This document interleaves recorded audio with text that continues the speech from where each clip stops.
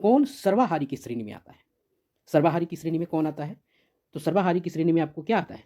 क्या शाकाहारी आता है, मांसाहारी आता है, ए और बी दोनों, या इनमें से कोई? सर्वाहारी, सब चीज़ ग्रहण करने वाला, जिसका सभी आहार हो, वो शाकाहार हो, मांसाहार हो, तो कौन होगा?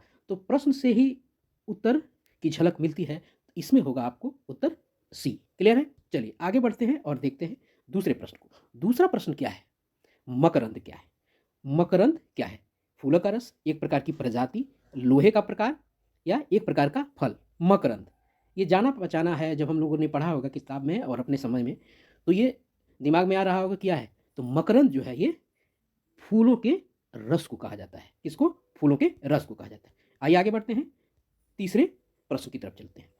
मधुमक्खियां फूलों से मकरंद एकत्रित कर इसे भंडारित करती है, क्योंकि अच्छा, मधुमक्खियां जो फूलों से मकरंद, अभी हमने पता किया कि मकरंद फूलों के रस को करते हैं, तो मधुमक्खियां क्या करती हैं? उसके रस को एकत्र करती हैं और भंडारित, क्यों भंडारित करती हैं उसको? मकरंद को इकट्ठा करके भंडारित क्यों करती हैं, उसको स्टोर क्यों करती हैं? क्या चार ऑप्शन है। पहला ऑप्शन, मधुमक्खियों में अधिक शहद खाने की प्रवृत्ति होती है। दूसरा, क्योंकि मकरंद वर्ष में केवल एक कुछ समय के लिए एक लिए ही उपलब्ध होता है। और सी, मधुमक्खियों आलस की प्रवृत्ति होती है।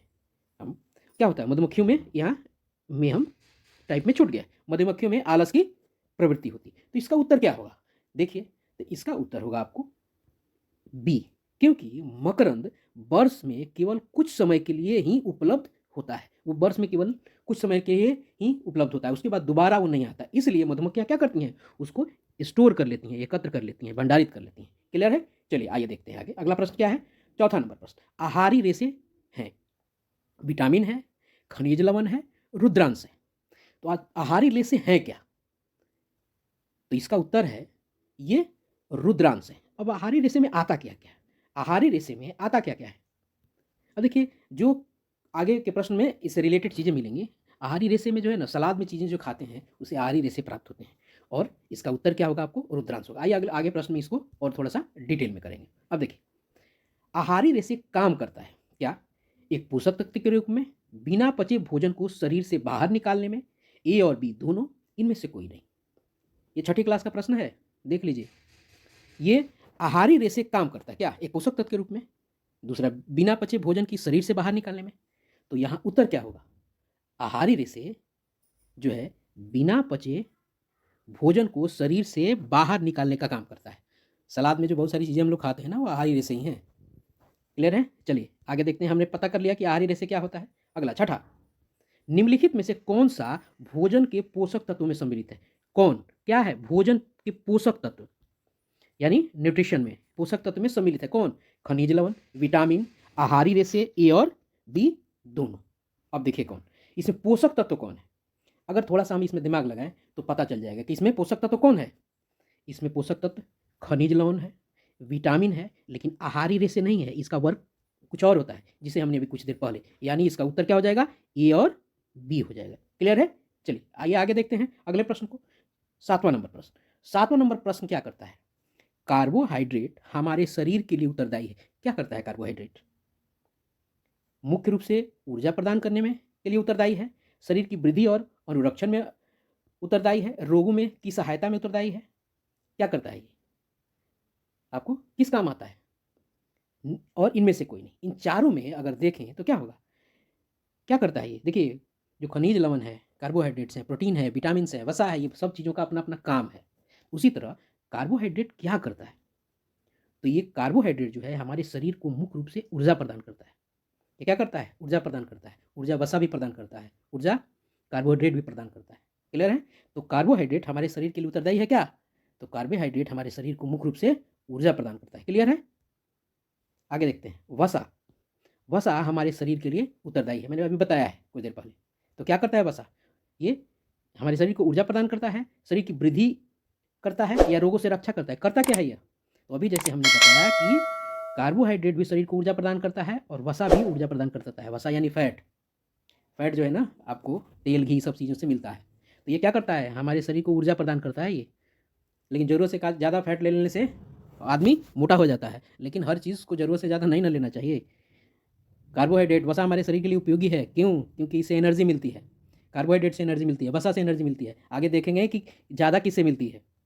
आइए देखते हैं, पहले प्रोटीन के बारे में जानते हैं। प्रोटीन, अब प्रोटीन से संबंधित प्रश्न कह रहा है, प्रोटीन हमारे शरीर के लिए उत्तरदायी है। अब प्रोटीन, अभी हमने जाना किस चीज़ के, कार्बोहाइड्रेट के बारे में जाना और वसा के बारे में जाना। अब आती है बात प्रोटीन की। भाई प्रोटीन से हमारे शरीर को क्या मिलता है, क्या करता है, हमारे शरीर को ऊर्जा प्रदान करता है, शरीर की वृद्धि व अनुरक्षण में उत्तरदायी होता है, रोगों से रक्षा करने में हमारे लिए ये सहायता करता है। क्या करता है ये, तो प्रोटीन हमारे शरीर में करता क्या है, तो ये प्रोटीन जो है हमारे शरीर के वृद्धि और अनुरक्षण में सहायक है। ये शरीर को वृद्धि और अनुरक्षण क्या है, प्रोटीन, ध्यान रखेंगे हम इसे। प्रोटीन क्या करता है, हमारे शरीर को वृद्धि और अनुरक्षण में सहायता करता है। हमारे शरीर, प्रोटीन से ही हमारे शरीर की वृद्धि होती है, प्रोटीन से ही वसा और कार्बोहाइड्रेट से ऊर्जा प्रदान होती है, प्रोटीन से शरीर में वृद्धि होती है। उसके बाद बाकी है आपका और भी चीज़, आइए आगे देखते हैं। खनिज लवण, खनिज लवण हमारे शरीर के लिए उत्तरदायी है। अभी खनिज लवण से क्या होता है, खनिज लवण से क्या होता है, खनिज लवण हमारे शरीर के लिए किस चीज़ के लिए उत्तरदायी है, मुख्य रूप से ऊर्जा प्रदान करने में, शरीर की वृद्धि और अनुरक्षण में, रोगों से रक्षा करने में, या इनमें से कोई नहीं। तो क्या करता है खनिज हमारे शरीर में, क्या करता है, खनिज भी जो है वो शरीर की वृद्धि और अनुरक्षण में उत्तरदायी होता है। हमारे शरीर के वृद्धि और अनुरक्षण में भी प्रोटीन उत्तरदायी होता है, यानी खनिज लवण उत्तरदायी होता है। तो क्या कौन से हुए, खनिज लवण और प्रोटीन, ये दो चीज़ दोनों क्या करते हैं, ये हमारे शरीर के आपके वृद्धि और अनुरक्षण में सहायता करते हैं। इन्हीं से शरीर की वृद्धि होती है। तो खनिज से भी और आपको प्रोटीन से भी, दोनों से हमारे शरीर की वृद्धि होती है। वसा से और कार्बोहाइड्रेट से क्या होता है, ऊर्जा मिलती है। प्रोटीन और खनिज लवण से शरीर की वृद्धि होती है। और अगला विटामिन, विटामिन, विटामिन से क्या होता है। जब हमने तीनों पहले जान लिया तो इसमें हमारा प्रश्न बड़ा साफ से दिख रहा होगा, उसका उत्तर क्या होगा। अभी हम लोगों ने जाना, इसके उत्तर को अगर हम चेक करें, क्रॉस चेक करें, तो मुख्य रूप से ऊर्जा प्रदान करता है। तो कौन ऊर्जा प्रदान करता है, कार्बोहाइड्रेट वसा। शरीर और की वृद्धि और अनुरक्षण में कौन करता है, प्रोटीन और खनिज लवण। तो बचा कौन, यह बचा, यह बचा। तो उत्तर इसका 11वां का उत्तर क्या हो जाएगा, 11वां का उत्तर हो जाएगा आपको रोगों से रक्षा करने में सहायता करता है। विटामिन जो हम लोग लेते हैं ना, वो क्या करता है, हमारे शरीर को रोगों से रक्षा करने में सहायता करता है और हमारे इम्यून सिस्टम को मजबूत करता है। शरीर के इम्यून सिस्टम जब मजबूत होते हैं, जो रोग निरोधक क्षमता है वो मजबूत कौन करता है, ये विटामिन करता है। तो क्लियर हमारा हो गया, कार्बोहाइड्रेट वसा को जान लिए, खनिज लवण प्रोटीन को जान लिए और विटामिन को जान लिए। मैं एक बार फिर से दोहरा देता हूँ, कार्बोहाइड्रेट और प्रोटीन क्या करता है, कार्बोहाइड्रेट और प्रोटीन करता है हमारे शरीर को ऊर्जा प्रदान करता है। कार्बोहाइड्रेट और कौन, वसा, ये ऊर्जा प्रदान करता है, ये ऊर्जा प्रदान करता है। ये वाला कौन काम करता है, ये करता है खनिज लवण वाला, खनिज लवण मैं शॉर्ट में लिख देता हूँ, और प्रोटीन, क्लियर है। और ये वाला कौन काम करता है, विटामिन, क्लियर है। अभी हमारे पास एकदम क्रिस्टल क्लियर होगा कि भाई विटामिन क्या करता है, खनिज लवण और प्रोटीन क्या करता है, आपको कार्बोहाइड्रेट और वसा क्या करता है। क्लियर, याद करने की जरूरत नहीं है, हमने याद कर लिया यहीं। आइए देखते हैं आगे, निम्न में से प्रोटीन का प्रकार है। भाई अब निम्न में से प्रोटीन का प्रकार कौन है। अब देखिए, अमीनो अम्ल, मंड, ए या बी दोनों, या इनमें से कौन नहीं। अब प्रोटीन कौन है इसमें से, थोड़ा सा अगर हमने ध्यान दिया होगा किताबों पे अपने, तो इसमें अमीनो अम्ल जो है, अमीनो अम्ल जो है ये एक प्रोटीन का प्रकार है। और ये कुछ और है, आगे देखते हैं क्या है, मंड, शर्करा, ये कुछ और होते हैं। तो अमीनो अम्ल जो है ये प्रोटीन है। मोस्ट वीवीआई प्रश्नों की सीरीज है ये, एक भी ऐसा नहीं है जो साधारण प्रश्न है, सारे मोस्ट वीवीआई हैं। इसको हमें बिल्कुल याद कर जाना है। चलिए मैं प्रयास करूंगा कि वीडियो के माध्यम से आपको याद करा दे। अब निम्न में से कार्बोहाइड्रेट का एक प्रकार है, कौन सा भाई, अमीनो अम्ल, मंड, शर्करा, ये भी दोनों। अभी अगर इंडिकेट आपको निगेटिव वे जो क्वेश्चन का होता है उत्तर देने का, अगर उससे जाएं तो अमीनो अम्ल तो हमने अभी पता कर लिया, अभी पिछले में ही देखा कि अमीनो अम्ल क्या है, अमीनो अम्ल प्रोटीन है। क्लियर है, मंड या तो मंड होगा या शर्करा होगा या दोनों होगा, ये दोनों होगा। तो अमीनो अम्ल को अगर हमने यहाँ से माइनस कर दिया तो कार्बोहाइड्रेट इसमें से क्या हो जाएगा, मंड और शर्करा, ये दोनों कार्बोहाइड्रेट होते हैं। मंड और शर्करा दोनों क्या होते हैं, दोनों कार्बोहाइड्रेट होते हैं। ये दोनों के दोनों कार्बोहाइड्रेट होते हैं, ये ध्यान रखने की जरूरत है हमें, दोनों के दोनों कार्बोहाइड्रेट होते हैं। चलिए 14वां नंबर प्रश्न पे चलते हैं। 14वां नंबर क्या है, वसा से ज़्यादा ऊर्जा मिलती है या कार्बोहाइड्रेट से। मैंने कुछ देर पहले ये बात बताया है कि ऊर्जा दोनों से मिलती है, ऊर्जा वसा से भी मिलती है, ऊर्जा कार्बोहाइड्रेट से भी मिलती है। लेकिन दोनों में किससे ज़्यादा मिलती है, अगर कहीं ऑप्शन में रहे कि ऊर्जा मिलती है, अगर वहाँ वसा भी रहे कार्बोहाइड्रेट हो, तो क्या करेंगे, कार्बोहाइड्रेट को मारेंगे कि उससे मारेंगे। और इनमें से कोई नहीं हो, चाहिए भी दोनों का ऑप्शन नहीं हो, प्रोटीन विटामिन दे दे तो क्या करेंगे? तो ये हमें जानना ज़रूरी है ना कि किससे ज़्यादा मिलती है। तो हम एकदम क्लियर हो जाएँ कि कार्बोहाइड्रेट से ज़्यादा ऊर्जा जो है वसा से मिलती है। तो यानी वसा से जो है ना हमें शरीर को ज़्यादा ऊर्जा मिलती है। इसका मतलब ये नहीं कि जो ज़्यादा आप तेल घी और खाने लगिएगा। सबकी एक लिमिट है। फैट से शरीर को ऊर्जा मिलती है, तो ज़्यादा फैट खाइएगा तो फैट ही हो जाएगा। इसलिए ऊर्जा मिलती है, इसका मतलब ये नहीं कि बहुत ज़्यादा खाएँ। आइए देखते हैं, आगे प्रश्न का देखते हैं। वसा के संदर्भ में कौन सा कथन सही है? वसा मोटापे का कारण बनती है। वसा शरीर को ऊर्जा प्रदान करती है। ए और बी या डी? अभी कुछ देर पहले हम लोगों ने इस पे चर्चा कर ली है, तो मुझे नहीं लगता कि बहुत सारी चीज़ें इसमें बताने की ज़रूरत है नहीं। वसा से आदमी मोटाता ही है, वसा से ऊर्जा मिलता ही है, सीधा बात है। ए और बी दोनों आंसर हो जाएगा। चलिए आगे बढ़ते हैं। 16वां प्रश्न। 16वां प्रश्न क्या है हमारा? हमारे सामने है, पोषक तत्व के रूप में जल के संदर्भ में कौन सा कथन सही नहीं है? पोषक तत्व के रूप में प्रश्न पढ़ने की जरूरत है। कौन सा कथन सही नहीं है, इस पे ध्यान देना है। सही है पे नहीं ध्यान देना है। ये अक्सर परीक्षाओं में ये छूट जाता है, यह नहीं है वाला। आइए देखते हैं। कुछ सीमा तक शरीर को जल की आपूर्ति खाद्य पदार्थों में उपस्थित जल से होती है। मैंने एक हद तक शरीर को जल की आपूर्ति किससे होती है?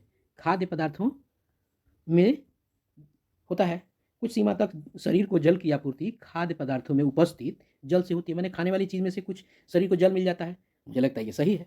अगर देखा जाए तो ये सही है, बिल्कुल होता है हम लोगों को। अच्छा, उसके बाद दूसरा, जल भोजन में उपस्थित पोषकों को अवशोषित करता है। बिल्कुल करता है। जल भोजन में अवस्थित कुछ जो पोषक है वो क्या करता है? अवशोषित करता है। बिल्कुल करता है।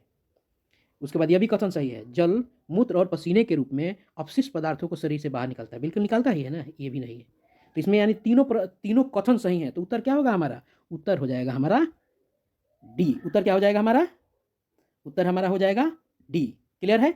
चलिए आगे बढ़ते हैं। आगे 17वां नंबर प्रश्न क्या है? 17वां नंबर प्रश्न देखते हैं हमारे सामने। बेरी बेरी किस विटामिन की कमी से होती है? क्लियर है? हमको पता है कि विटामिन क्या करता है? एक रोग प्रतिरोधक क्षमता हमारे शरीर में बनाती है, रोगों से रक्षा करती है विटामिन, यानी इम्यून सिस्टम को मजबूत करती है। तो कौन सा विटामिन कम हो जाएगा जो बेरी बेरी हो जाएगा? हम लोगों ने सब लोग रटा होगा, ध्यान रखिएगा।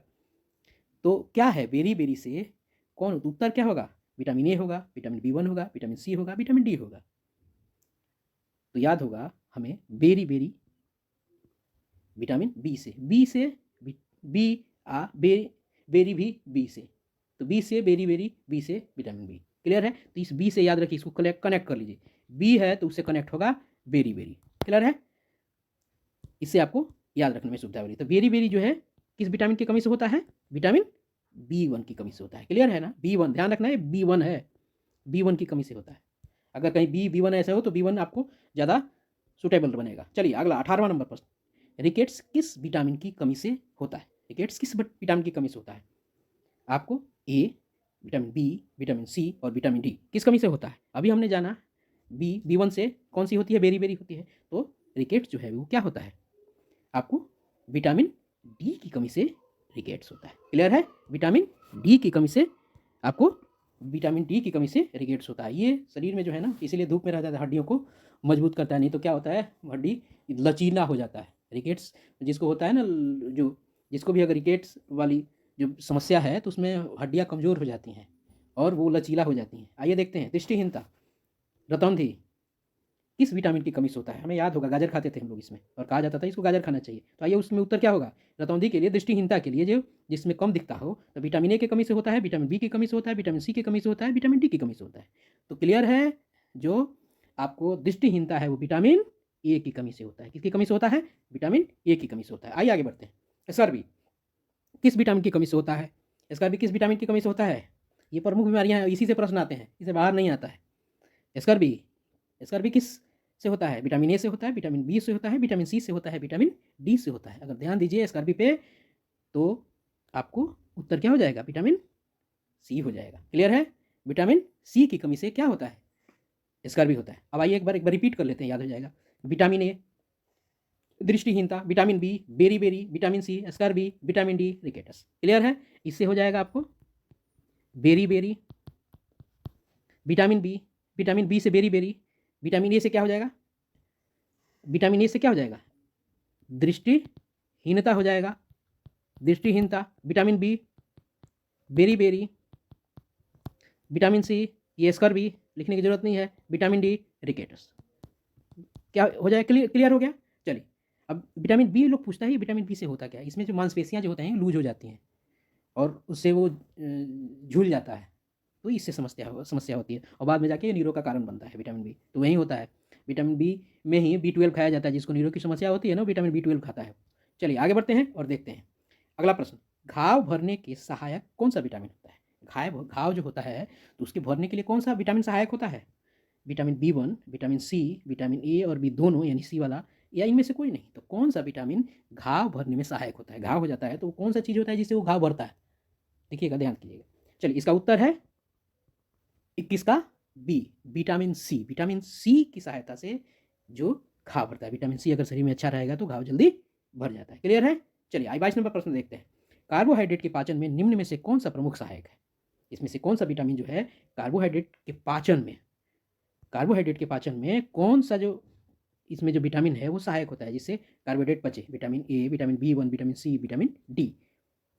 तो कौन सा उत्तर क्या हो जाएगा 22 का, तो विटामिन B1 जो है आपको कार्बोहाइड्रेट के पाचन में क्या होता है, सहायक होता है। 22 का उत्तर क्या हो जाएगा, विटामिन B1। क्लियर है।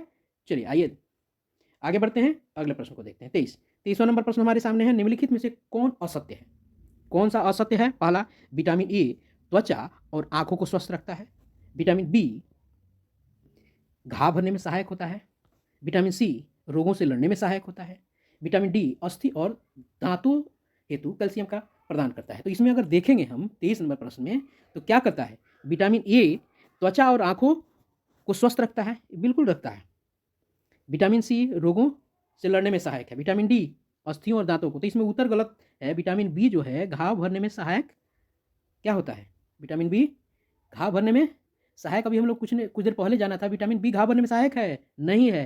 कौन है विटामिन घाव भरने में सहायक, कौन होता है, घाव भरने में सहायक आपको विटामिन सी होता है, ना कि विटामिन ई होता है। तो गलत यही हो जाएगा, यानी यह कथन गलत है। तो इसमें से उत्तर क्या हो जाएगा, इसका उत्तर हो जाएगा ए। क्लियर है। चलिए आइए देखते हैं 24वां नंबर पर, अस्थि क्षय दंत क्षय रोग किस खनिज की कमी से होता है। क्या है उत्तर हमारा, पहले प्रश्न को देखते हैं फिर उस उत्तर पे जाएंगे। अस्थि क्षय दंत क्षय रोग किस खनिज की कमी से होता है, कैल्शियम, आयोडीन, लोहा या इनमें से कोई नहीं। तो कैल्शियम की कमी से होता है, आयोडीन की कमी से होता है या लोहा की कमी से होता है। तो किस कमी से होता है, तो ये कैल्शियम की कमी से। 24 नंबर प्रश्न का उत्तर क्या है, कैल्शियम। कैल्शियम की कमी से आपको, अस्थि मतलब क्या होता है, हड्डी, दंत क्षय दांतों के गिरने, दांतों में जो क्षरण होता है, हड्डियों में जो क्षरण होता है, शरीर में नहीं होता है। ऐसी बात है हड्डी में दिक्कत हो गल बा, यानी इसको हड्डी में दिक्कत हो गया है तो क्या कि कैल्शियम खिलाओ, इसको कैल्शियम की गोली खिलाओ। ठीक है। चलिए आइए देखते हैं 25वां नंबर प्रश्न। 25वां नंबर प्रश्न क्या कहता है, घेंघा रोग किस खनिज की कमी से होता है, कैल्शियम, आयोडीन, लोहा और इनमें से कोई नहीं। तो घेंघा हम लोग बचपन से जानते आए हैं, घेंघा क्या है, नून खाने से, नमक में समस्या। तो नमक है क्या, आयोडीन है। तो इसका उत्तर क्या हो जाएगा, क्लियर है, क्रिस्टल क्लियर हमारे सामने दिख रहा है, आयोडीन इसका उत्तर हो जाएगा। आगे 24वां नंबर प्रश्न, एनीमिया रक्त की कमी रोग किस रोग खनिज की कमी की होता है। देखिएगा जब औरतें प्रेग्नेंट होती हैं तो उनको डॉक्टर क्या कहता है, उनको बोलता है किसी चीज़ की गोली दिया जाता है, काहे के लिए, रक्त की कमी नहीं हो, यानी रक्त अल्पता नहीं हो। और रक्त की कमी को, इसमें दो प्रश्न बन जाते हैं, कौन कौन से प्रश्न बनता है, रक्त की कमी को क्या कहता है, एनीमिया कहा जाता है। तो यहाँ से ये भी कहा जा सकता है, अगर प्रश्न ये भी आ जाए कि रक्त की कमी को क्या कहा जाता है, एनीमिया रोग कहा जाता है। और यहाँ प्रश्न कुछ और है कि रक्त की कमी रोग किस खनिज की कमी से होता है, तो कौन सी खनिज की कमी से होता है साहब, तो लोहा की कमी से। इसीलिए आयरन की गोली डॉक्टर प्रेफर करते हैं किनको, जो प्रेग्नेंट लेडीज होती हैं। ठीक है, छोटी छोटी गोलियां होती हैं ना। आइए देखते हैं 27वां नंबर प्रश्न, और इस वीडियो का ये आपको अंतिम प्रश्न है। और इस तरह हमने छठे क्लास के दो चैप्टर को हमने क्लियर कर लिया, एनसीईआरटी के और एससीईआरटी के। आइए देखते हैं प्रश्न क्या है। आपका प्रश्न है यहाँ, मानव शरीर में धीमी वृद्धि निम्नलिखित में से किसकी कमी से होता है। माने शरीर में वृद्धि जो है वो धीरे धीरे होता है, तेजी से नहीं होता है, यानी वो अपने सामान्य गति से नहीं करता है। कौन सा चीज़ होता है जिससे शरीर में वृद्धि नहीं होता है। ध्यान याद कीजिए, हमने कुछ देर पहले कुछ चीज़ें पढ़ी थी। हमने पढ़ी थी कार्बोहाइड्रेट और वसा, उसके बाद हमने पढ़ी थी प्रोटीन और खनिज और एक पढ़ी थी हमने विटामिन। याद कीजिएगा, जो कार्बोहाइड्रेट वसा, इससे क्या होता है, ऊर्जा मिलती थी। प्रोटीन खनिज से शरीर की वृद्धि आपको होती है। अब विटामिन से क्या होता है, रोगों से रक्षा की जाती है। तो वृद्धि किससे होती है, प्रोटीन से। इसमें उत्तर क्या है, कौन सा दिख रहा है, 27 का भी क्लियर हो गया, याद भी हो गया। चलिए, इस तरह हमने सारे प्रश्नों के उत्तर आज हमने 27 प्रश्न आज देखे। अब आगे जल्दी ही नया वीडियो लेके आऊँगा आपको, और उसमें आगे के पार्ट के जो महत्वपूर्ण है, ये परीक्षा में आने वाला है, इससे बाहर कहीं नहीं आएगा साइंस के। इसी तरह साइंस आप हमारे साथ जुड़े रहिए। साइंस के बाद में सारे सोशल साइंस के, हिंदी, इंग्लिश, ये सब चीज़ों के, व्याकरण के भी लेके आऊँगा, और सारे सोशल साइंस के हिस्ट्री, ज्योग्राफी और पॉलिटी के मैं अलग अलग लेके आऊँगा, और सारी चीज़ों को आपको एनसीईआरटी से सारी चीज़ें क्लियर करा दूँगा। और ये चीज़ आप तक कैसे पहुँचेगा? ऐसे पहुँचेगा कि आप हमारे चैनल को सब्सक्राइब कर लीजिए, लाइक कीजिए और कमेंट ज़रूर कीजिए। कमेंट कीजिएगा तो मुझे थोड़ी बूस्टअप मिलेगी, और मैं और ऊर्जा से इसको वीडियो को बना सकूँगा। थैंक यू सो मच, आप हमारे साथ जुड़े। जय हिंद।